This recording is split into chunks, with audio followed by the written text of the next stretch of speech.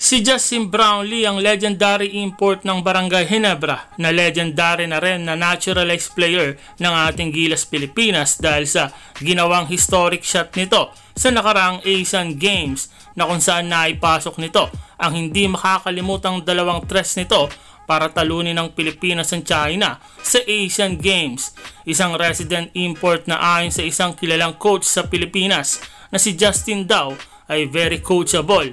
Napakatalinong player, magaling at marunong makisama at nagagawa nitong mapagaling ang kanyang mga kakampi kahit sino pa man ito. Ayon sa report ng Tiebreaker Times, kahit ang assistant coach ng Milwaukee Bucks ngayon na si Mike Dunlap ay naalala nito kung gaano daw kagaling ang isang Justin Brownlee noong hinawakan niya ito dati sa St. John noong bata-bata pa ito.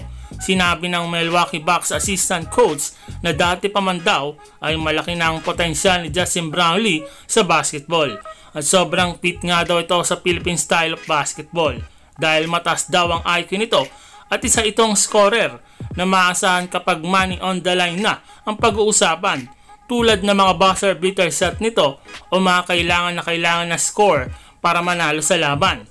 Ang naalala pa ng former coach at assistant coach na ngayon ng Milwaukee Bucks ay yung good attitude daw ni Justin Brownlee bilang isang player, kung paano daw ito makisama sa mga coaches at mga player. At kahit saan daw bansa kayang maglaro ni Justin Brownlee at magagawa nito ang lahat ng magagawa dahil sa talent nito. Sa ngayon, si Justin Brownlee ay maglalaro muna sa IBL o Indonesian Basketball League.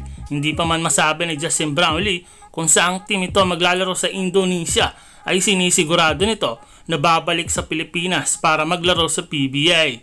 Magbabalik naman si Justin Brownlee para sa ating Gilas Pilipinas ngayong July para sa Olympic Qualifying Tournament na kung saan makakalaban ng ating Gilas Pilipinas ang malakas na Georgia at Latvia. Muli na namang makakaharap ni Justin si Lester Prosper sa IBL na naglaro na din sa PBA at naturalized player din ng Indonesian basketball team. Ayon sa report ng Colorado, $1,000 to $5,000 ang sahod ng mga import sa IBL. Pero kung ibabase natin sa kalibre ni Justin Brownlee na kilala na sa buong Asia dahil sa ginawa nito sa Asian Games, ay malamang sa malamang halos parehas ang sahod nito sa IBL na nakukuha nito sa PBA dahil sa credential nito sa basketball. May ilang rumor naman hindi lang tayo sigurado na mas malaki daw ang sahod nito sa IBL, pero isang conference lang ito maglalaro dahil nasa Barangay Ginebra pa rin ang loyalty nito na sinabi na mismo ni Coach Tim Cone na babalik ito sa Ginebra after noong pagkakapanalo nila sa Hong Kong at Chinese Taipei sa kakatapos lang na FIBA Asian Qualifier. Sigurado, sikat na sikat itong si Justin Brownlee sa Indonesia. Lalo pat si Justin Brownlee ang dahilan noong Southeast Asian Games kung bakit hindi nakuha ng Indonesia ang gold medal noon.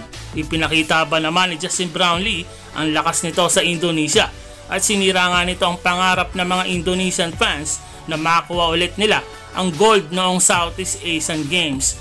34 big points lang naman ang ginawa ni Justin Brownlee na nagpaiyak sa mga Indonesian fans.